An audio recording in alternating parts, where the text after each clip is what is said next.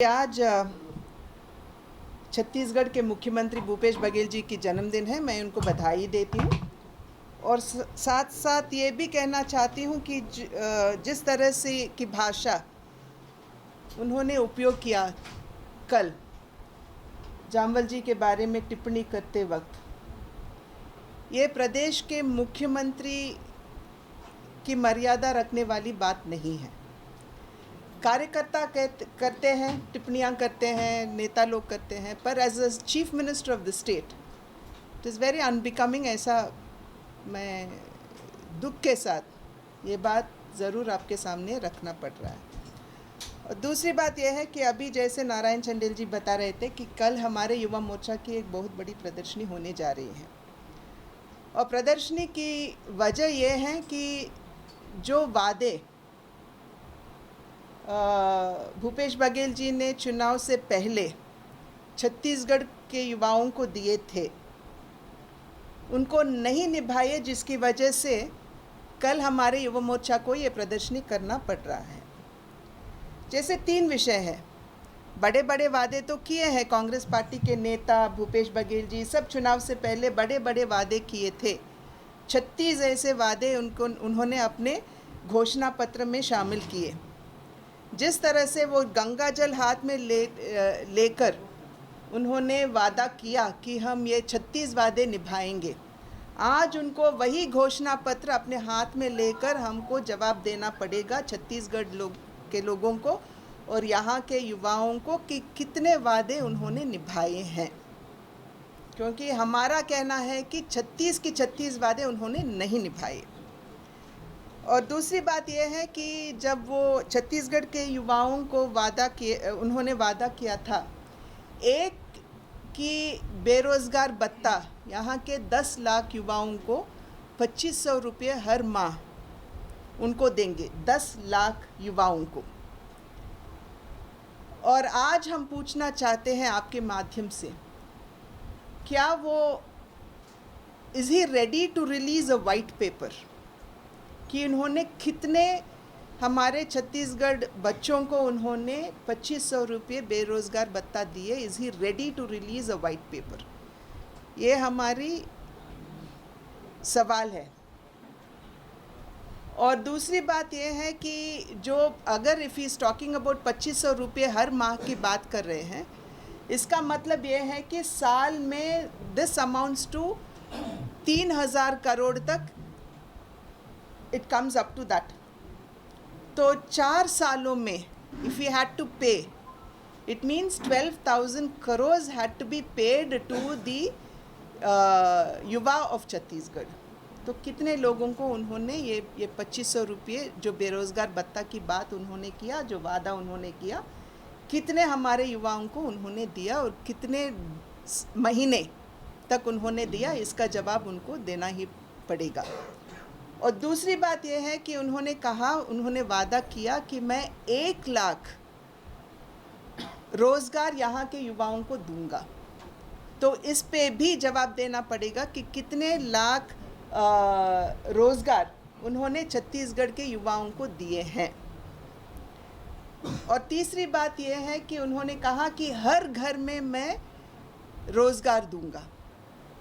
तो छत्तीसगढ़ लोगों के इतने परिवारों में से कितने परिवारों में उन्होंने रोज़गार दिया? इसका जवाब देना ही है उनको। बार बार भूपेश बघेल जी यही कहते हैं कि there is a CMIE report जो कहता है बेरोज़गार सबसे कम छत्तीसगढ़ में है। हम पूछना चाहते हैं उनसे कि जब वो 400 पदों के लिए उन्होंने नोटिफिकेशन जारी की तो देवर 20,000 एप्लीकेशंस जो आए थे, और जब उन्होंने 90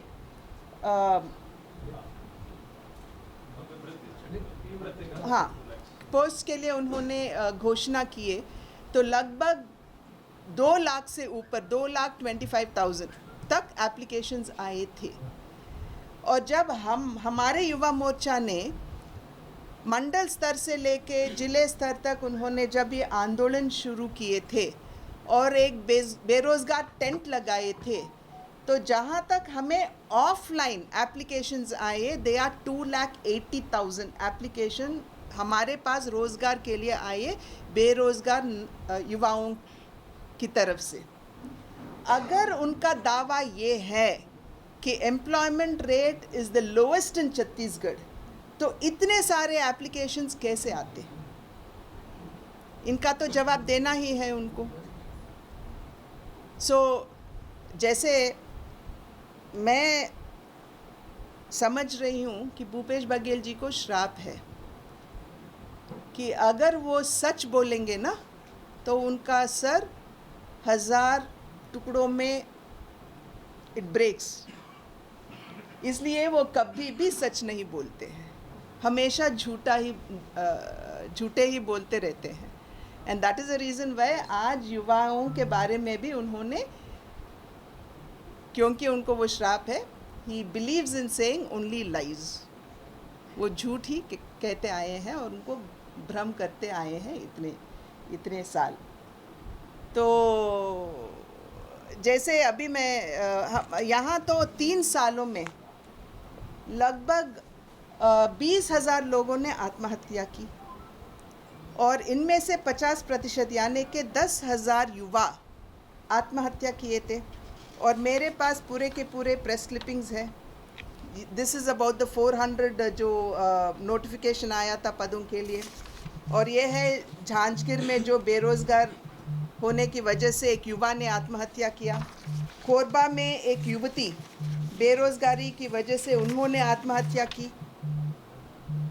और जैसे मैंने कह रही हूँ, बार बार भूपेश बघेल जी बात करते हैं कि CMI रिपोर्ट के बारे में। मैं आप सब पत्रकारों से यही पूछना चाहती हूँ, आपके जो दैनिक भास्कर है, that has come out with a survey report, and the survey report said कि छत्तीसगढ़ के युवाओं में से 88% लोग यही कहते आए हैं कि बेरोज़गारी यहाँ पे एक बहुत बड़ी मुद्दा है। तो आप पे मैं विश्वास करूँ या CMI पे विश्वास करूँ? I trust the media of Chhattisgarh, और मैं मानती हूँ कि आपका सर्वे जो है आपने सच किए हैं। तो इसका भी जवाब भूपेश बघेल जी को आपको देना है। हमको छोड़िए, हमको तो नहीं देते, टिप्पणी ही करते रहते हैं हम पर आपको तो जवाब देना है उनको।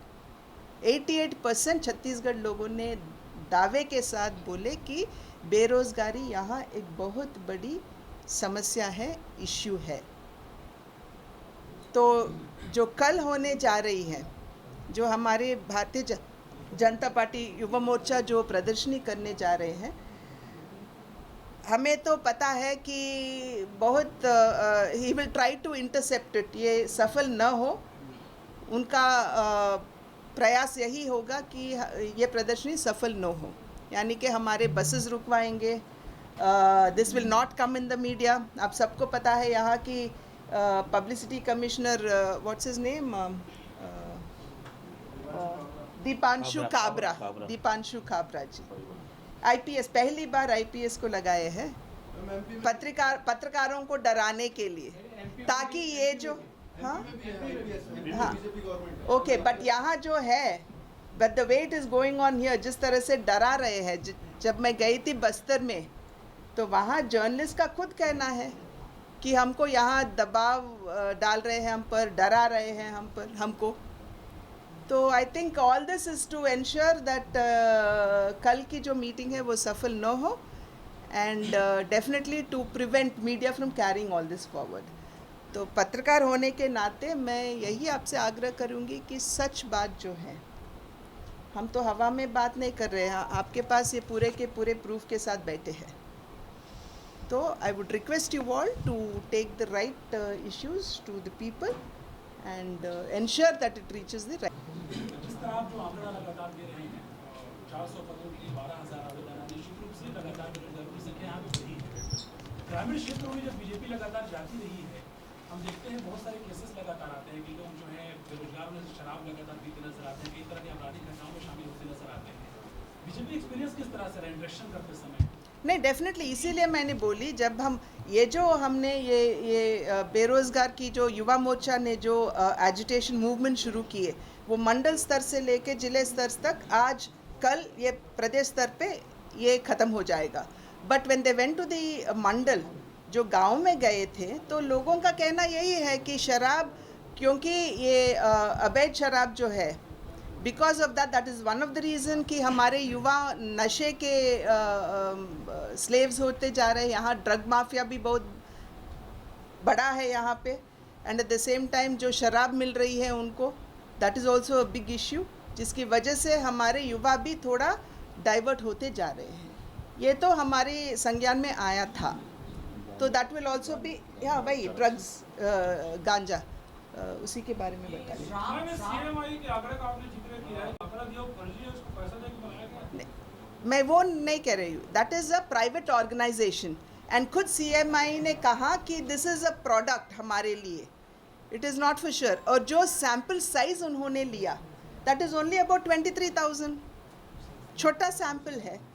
पर यहाँ जब हम I mean at the ground level, जैसे मैंने कही, जब हम बेरोज़गार टेंट लगाए तो लगभग 2,80,000 हमारे पास एप्लीकेशंस आए हैं रोज़गार के लिए।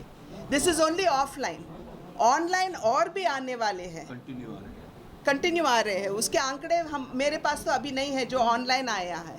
और मैं जो कह रही हूँ, ये जो 400 पद के लिए 20,000 लोग एप्लीकेशंस देते हैं, और केवल 90 फॉर द पोजीशन ऑफ चपरासी पद के लिए अगर 2,25,000 लोग एप्लीकेशन देते हैं, तो इसका मतलब ये है कि बेरोज़गारी इज़ अ बिग इशू यहाँ पे।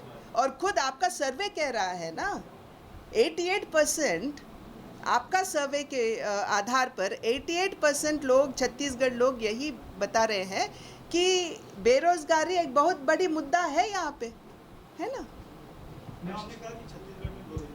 होराइजन हॉस्पिटल विश्व स्तरीय मल्टी स्पेशलिटी हॉस्पिटल अब रायपुर के हृदय स्थल में उपलब्ध। जटिल ऑपरेशन, क्रिटिकल केयर व आधुनिक इमरजेंसी सेवाएं, आपकी हर बीमारी का संपूर्ण इलाज। Horizon hospital, जलविहार colony, Katotala, Raipur.